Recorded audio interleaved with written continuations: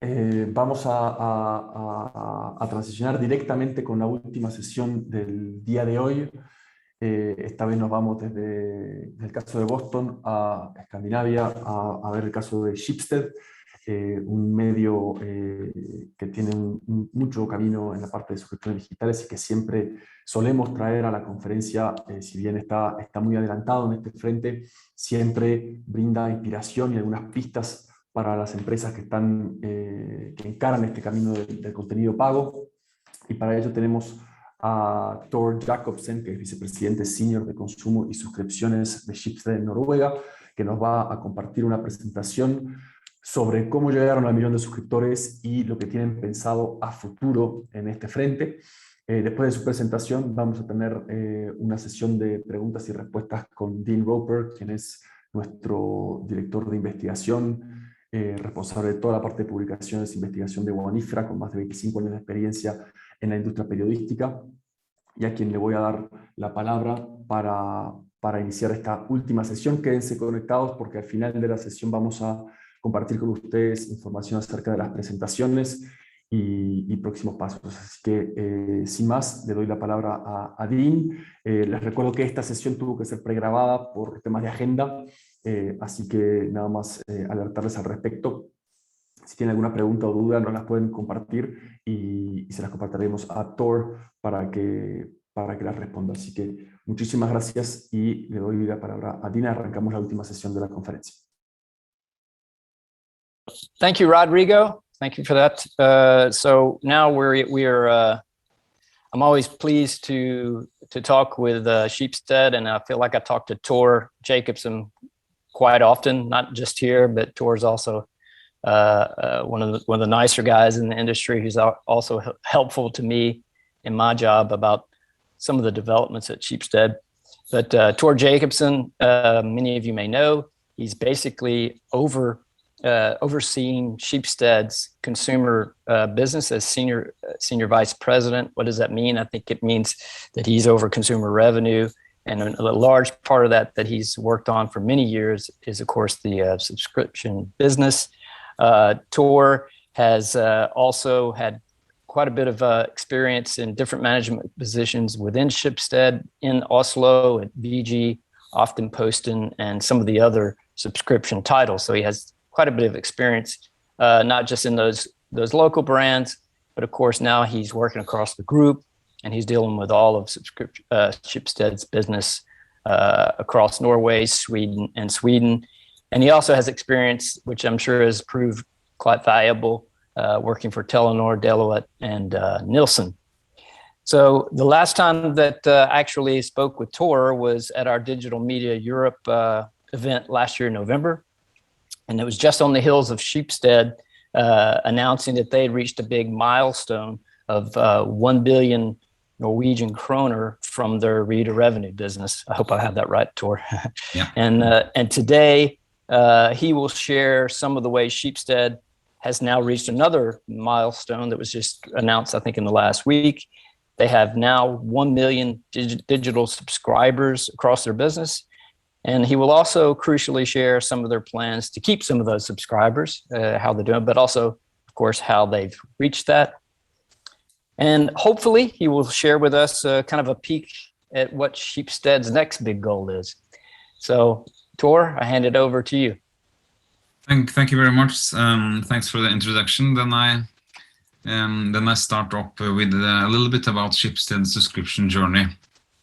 So before I start, I thought I could just give a very short glance on Schibsted. Schibsted is Nordic media company. We are present in the main office is in Oslo, and we are present in many countries, but Nordic focus in Nordics, and we have different kind of businesses, marketplaces business. We have media business and financial services, and also we do a lot of ventures.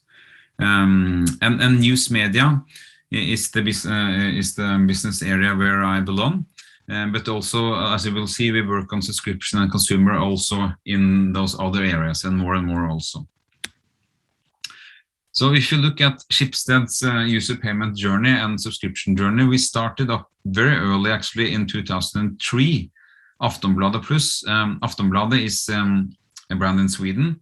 Was the first kind of paid product that was first a service, then it became more a journalistic product after a while.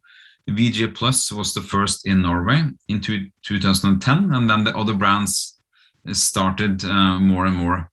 So still, I would say it's pretty early days. I mean, the journey has been less than 20 years, but now in totally different shape than if you look 5-6 years back.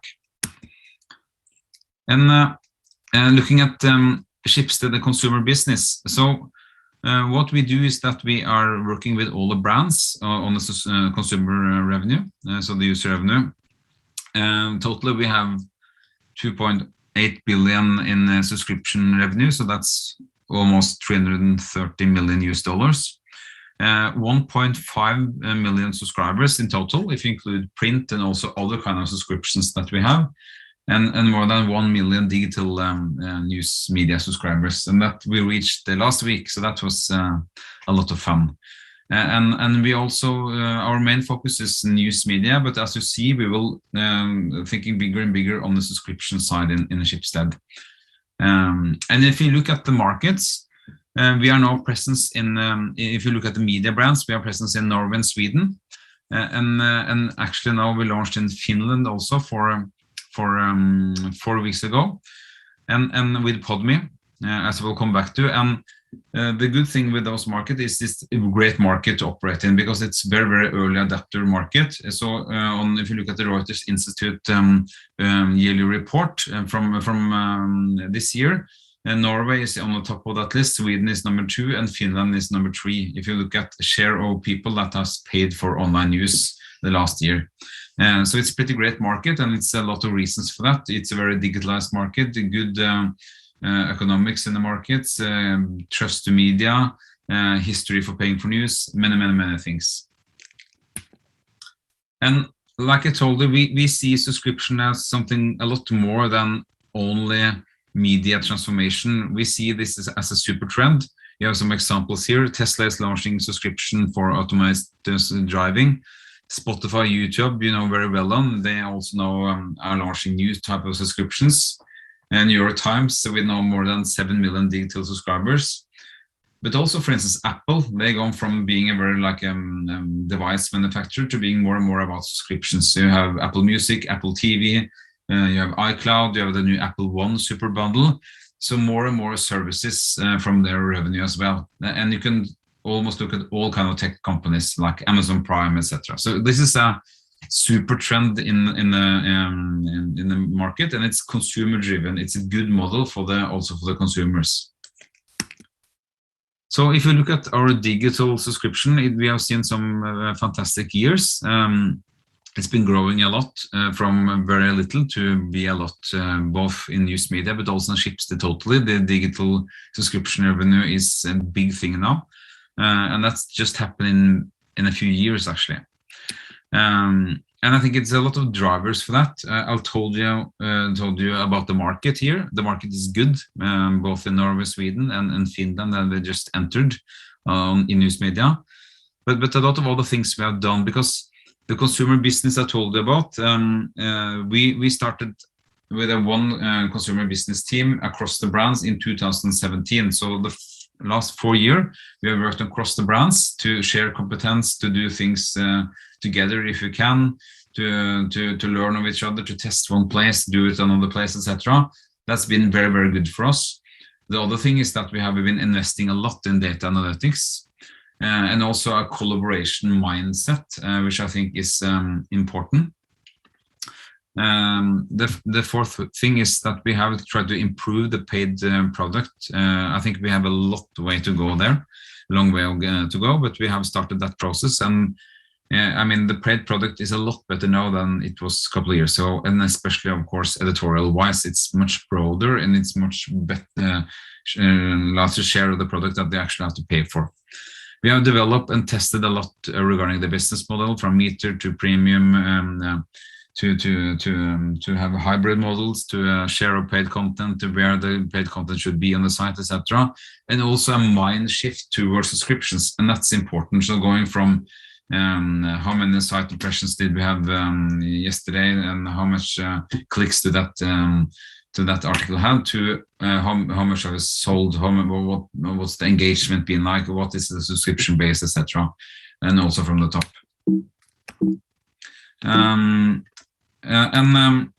also we have done a lot of other things regarding how to keep on the customers. And one thing, this is just a couple of examples I would show you, but I mean, the onboarding process, for instance, we used to have an onboarding process that was pretty much average. It was average good for all. So we had an SMS and an email, etc., after 5 days, and then after 12 days, etc. Then we started to work more and more with personalized onboarding processes, depending on what you are reading, and you have different triggers, makes us do different communication. And this is the thing we did with Aftenposten that we will use more. And that is that when you come, you can choose your onboarding buddy. So you can choose between different editors who do you want us to take you through the first 100 days of the subscription. So then you have help, you have some tips and tricks, some suggestions on article you should read, how should you share your subscription, etc. And that we see that it's giving a higher renewal rate and a very much higher engagement as well. Another thing we see is very, very good for engagement and also not churning, especially, is that if you can share your subscription. So most of our subscriptions now you can share with a family member or a friend, and we now try to push them to do that before they actually before they can access it. Just after they bought it, we say that share. You're happy to share your subscription with one person, because we see, do people do that? They have totally different number if you look at churn the next months. And another thing we see is very important, both for I think the subscription growth, but also for the churn and engagement work we do, is we have invested a lot in the content, because we see engagement is important for the health of the subscribers. And we have done a lot of things there, both in, if you look at the brands, and also especially in local footprint. So to cities like Oslo and Bergen, we have invested a lot in the local news there, but also in sports. So we have bought a lot of live rights the last couple of years. That has been growing the basis a lot. So that's a big thing for us. Sports rights, we didn't do that 3 years ago. And we use more and more money and invest more and more in sports rights. And then the last thing that we did this year is entertainment. And actually in entertainment shows, that is for free, but you can access, to access all the episodes, and you can access them now and next episode now, then you need to pay for it. And we see that actually live rights and this entertainment shows is the most selling subscription themes that we have. So I'm very glad that we started up with that. And we also see that as a shift from more like a text-based to much more video-based. Looking at the future, we think that what is important for us to grow further, we think that growing the number of subscribers is important for Schibsted. To have a big subscription base is important in many ways. Also to build dominance and be able to build new products and services on top of that. We need to expand the product portfolio. We need more products than today.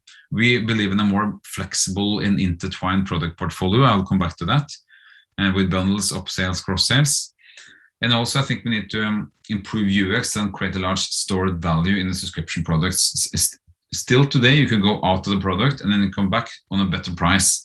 It should be like when you are in the subscription product, you feel that you are in a VIP area, which is very, very good, and you have a lot of history there, and maybe services, etc., that you will miss very, very much if you go out. So we need to turn that a little bit around. We still believe very much in the golden triangle between editorial, product and tech, and consumer business, especially on brand level. And I think for us in consumer business, we need more specialized competence that we have today. And if you look in, where will then the growth come from? Well, until today, almost all growth that come from growth from our main product. Some VG, Aftenposten, Aftonbladet, etc. We have the products have been better and better. We have been better and better to selling them, to price them, to keep the customers, etc.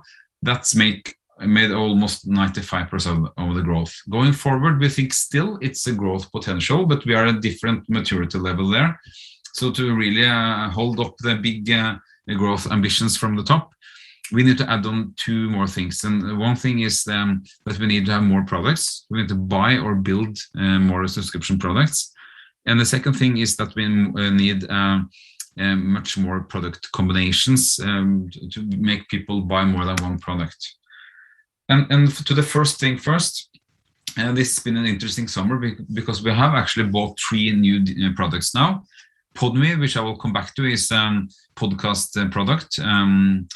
Free Fleet is an outdoor magazine with 22,000 subscribers, also with digital pages. And Seed is a kind of home delivery, female care home delivery. So it's kind of a very different thing from the media, but we think it's a good fit to the media brands.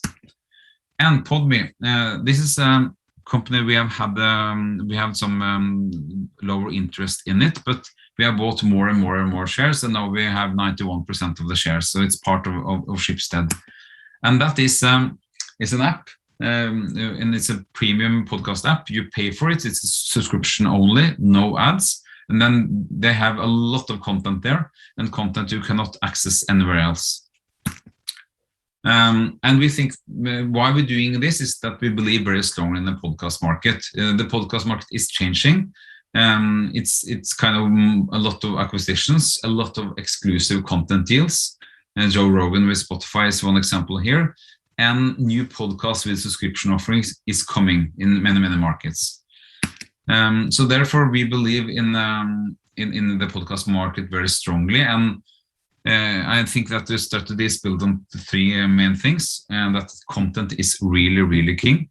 And that we will sell a platform-based kind of product, a low-price subscription product in a separate app. You can also access some of the podcasts in our main apps, but this is a separate app where we have all the podcasts. And we try to create bundles with existing brands to sell this brand up. And we think Schibsted has and media in general has a big opportunity here because we have great content positions. We are local. I mean, most Norwegian people want to hear on Norwegian, listen to Norwegian podcasts, not English-speaking podcasts, the same to Swedes, the same to Finnish. So local content is important here. And we have very strong subscription positions with, 1.5 million subscriptions in this market. And very many users. We have a big advantage in this market. So this is something we believe very strongly in. And we have launched now in Norway and Sweden and Finland with a really great start. So we are pretty bullish on this market going forward.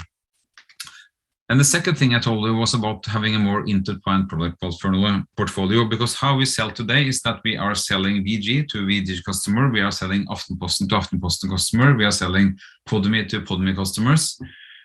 What we will do in the next 1 to 2 years is that we will turn it around. So the customer is in the center, and the data, the behavioral data, the history, the willingness to pay, payment history, etc., that will match and give us signals on what products and services we will sell to that person.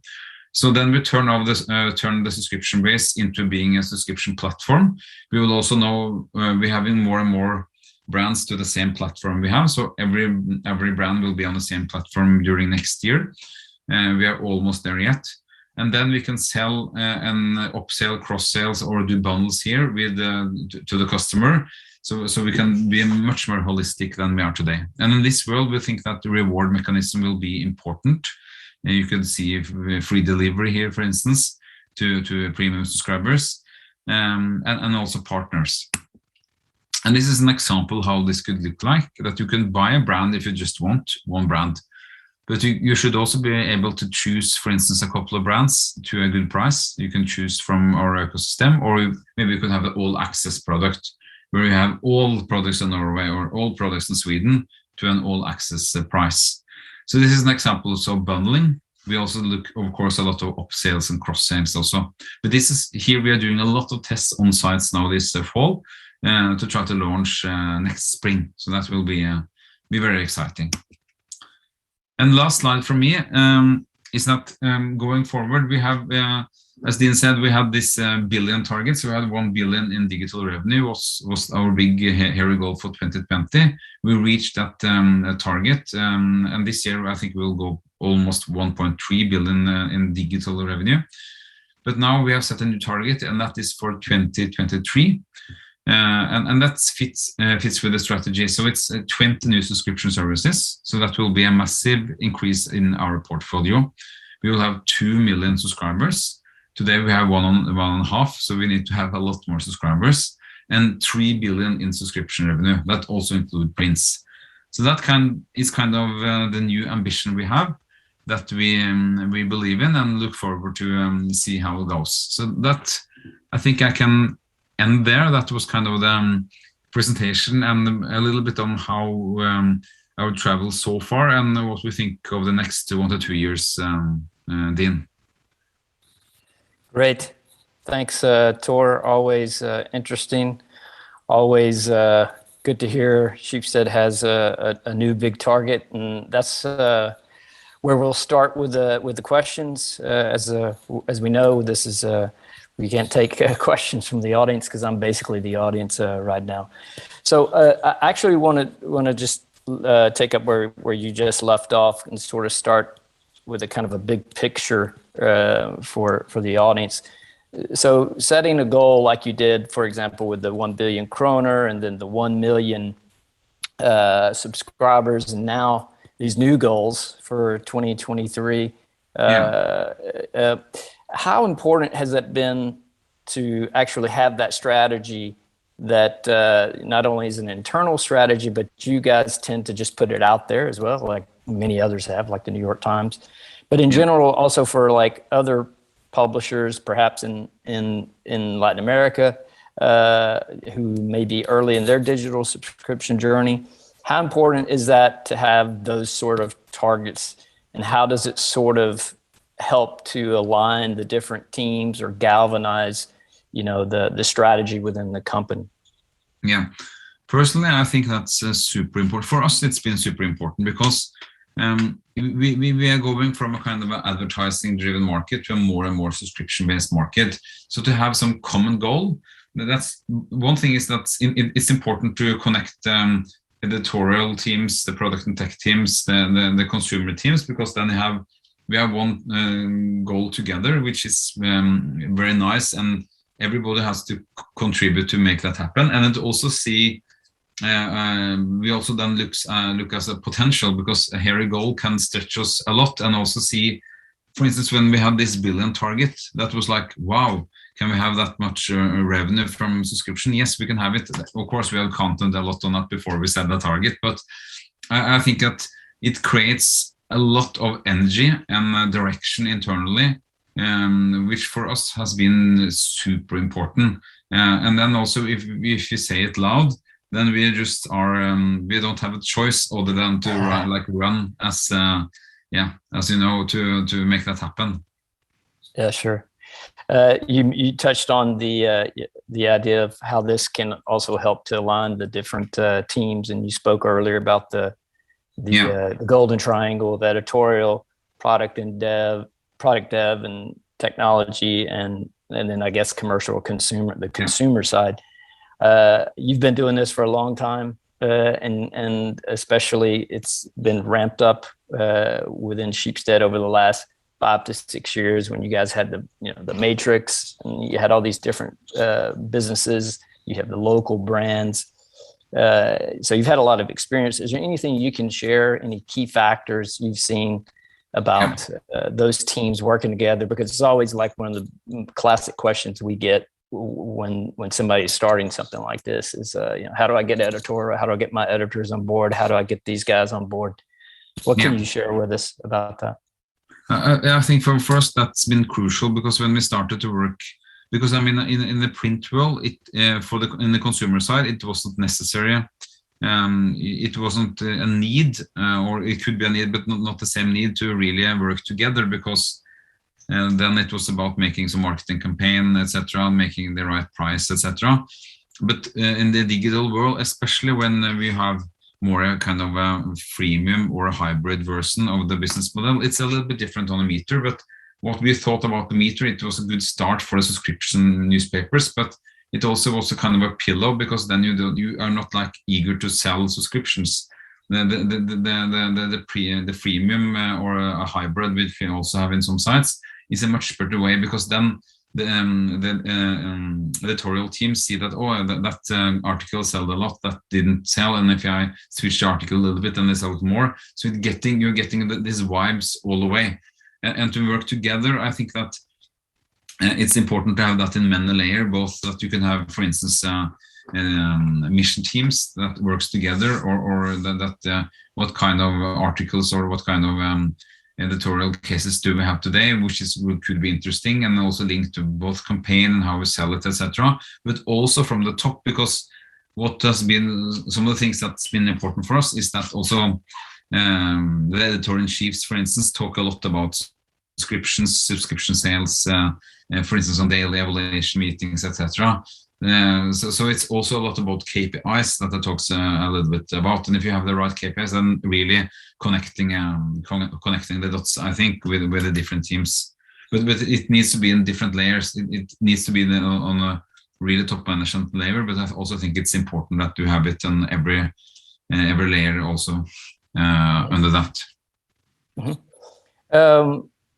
The slide you had talking about like the next, where the growth comes from next. So I think on one hand, it showed you had it looks like you have a kind of a high ceiling opportunity for new products and bundled products.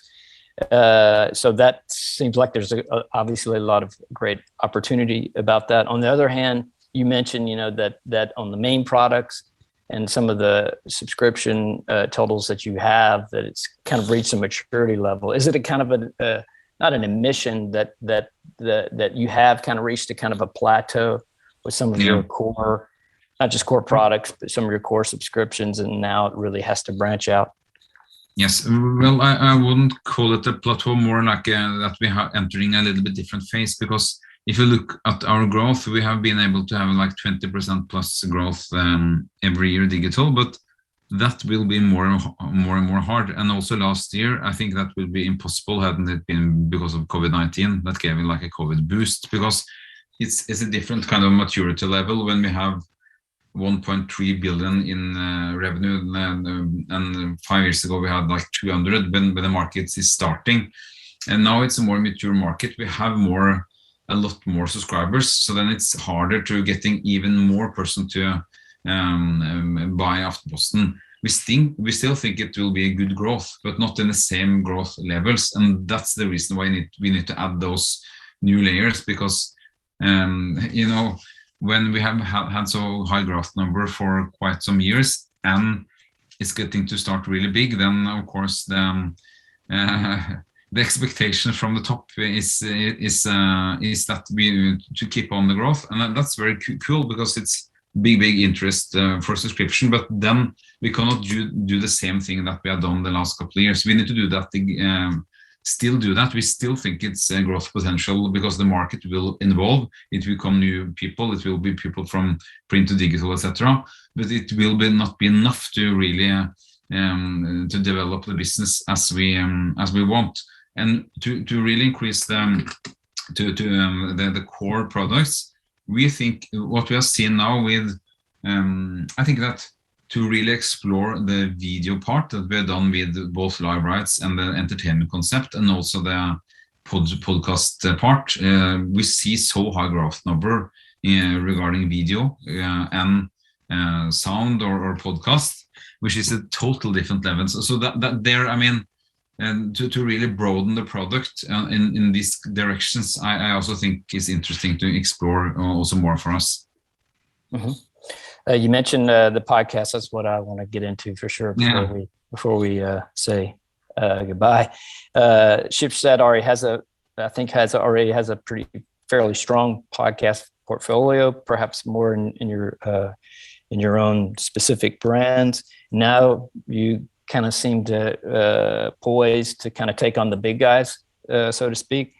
So how do you see this developing? I mean, do you see a real opportunity as a kind of a standalone business? For example, sort of something like, I'm not suggesting like VG Mobile, which you had at one time, or is it all about more added value?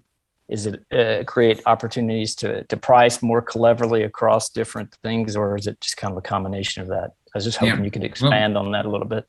Yeah, I think it's actually both. I think it can be super good as a standalone business, because what we see it as, what is good with entertainment, or I talked about on TV and also the podcast here, we see a lot more younger audience coming in.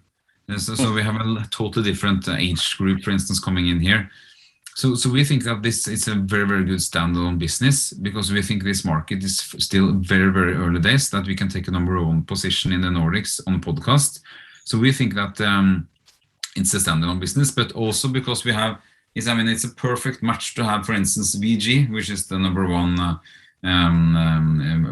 brand in Norway, and bundle that or sell that together with Podme. That's a very perfect combination as well. So we will both sell it as a standalone, but also it's a perfect combination with the other brands we have.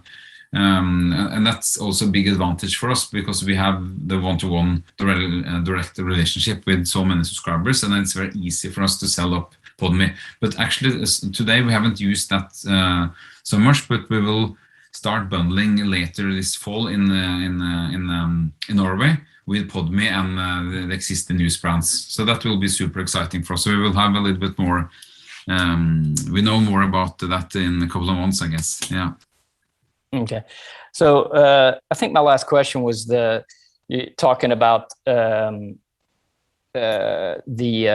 sort of how you see the model going forward in terms of subscription bundles and what's possible. So you had like the basic, which I assume is what you offer now in those specific markets, and then I assume you have a premium and an all access offer going forward. First of all, when do you think that might start that offer? And then secondly, if you look at your subscribers right now, in, say, for example, in Norway, or somebody that's a subscriber of VG, how much of that is, how many are there bundles across often post, and how can you explain how that sort of breaks down also in Sweden a little bit? Yeah, well,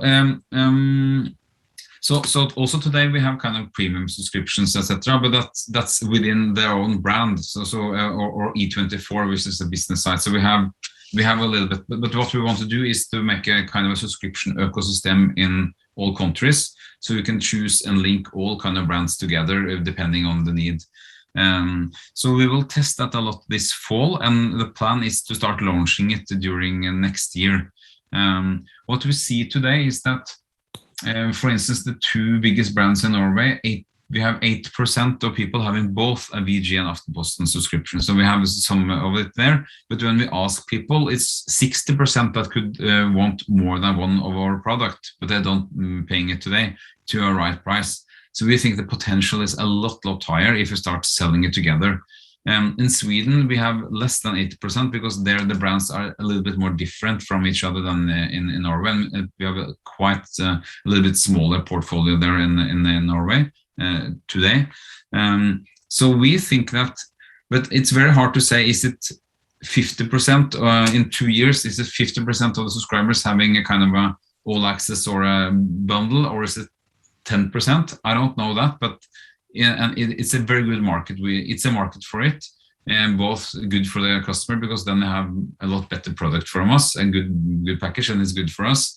But we need to really find out how big the market is. But then you have the timeline for it. Okay, great. Tor, thanks so much. Good luck with 2023 and those goals. I think you'll probably reach the 2 million subscription mark, no problem. Well, we'll see. Let's see. Thank you very much. Yeah, I hope we meet before 2023, and always a pleasure. Yeah. Thank you. Thank Bye. you very much. Thanks, everybody.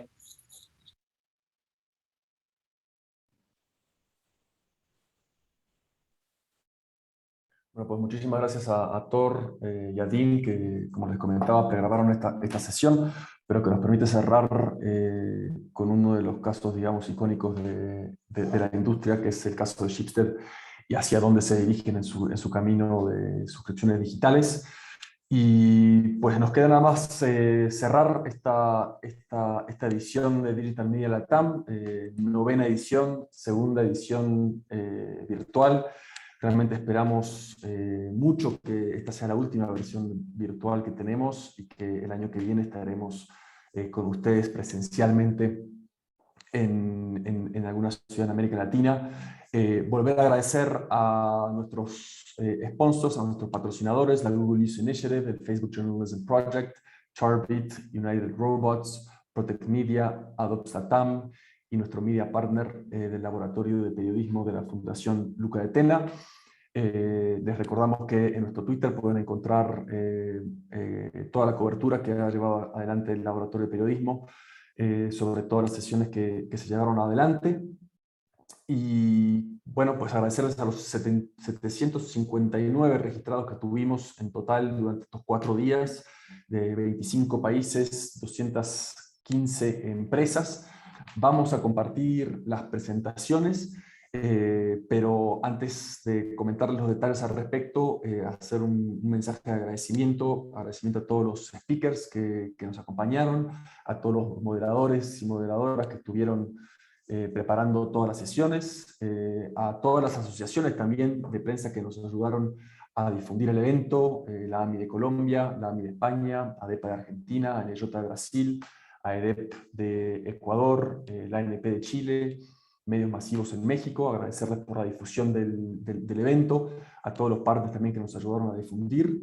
También un agradecimiento a los traductores y traductoras que han hecho un trabajo espectacular, al equipo técnico que también desde España nos apoya, con Héctor, a todo el equipo de Frankfurt, de WAN-IFRA y de Asia por el apoyo técnico, por el apoyo en las moderaciones, y al equipo de Latam, cuyo apoyo siempre es fundamental para que estos eventos salgan tan bien y sigamos año tras año brindándoles este contenido de calidad.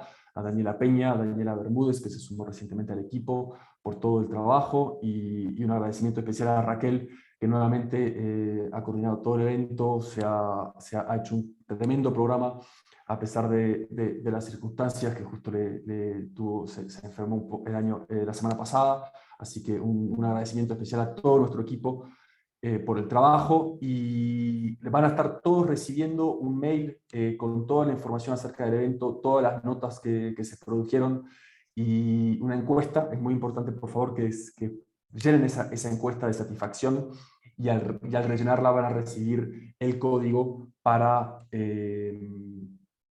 poder descargar todas las presentaciones que nos compartieron los ponentes. Así que, sin más, vuelvo a agradecerles a todos. Espero realmente del fondo del corazón poder verlos el año que viene. Estamos a su disposición, estamos disponibles para toda pregunta e inquietud que tengan sobre las actividades que estamos llevando a cabo. Vamos a volver a vernos virtualmente este año. Nuestro Congreso Mundial va a ser del 28 de noviembre al 2 de diciembre en formato virtual, desafortunadamente.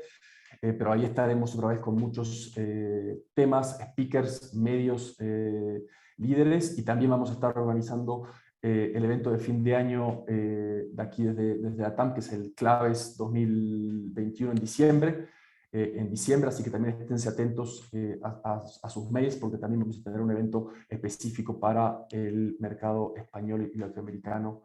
Así que muchísimas gracias a todos. Muchas gracias. Gracias a todos.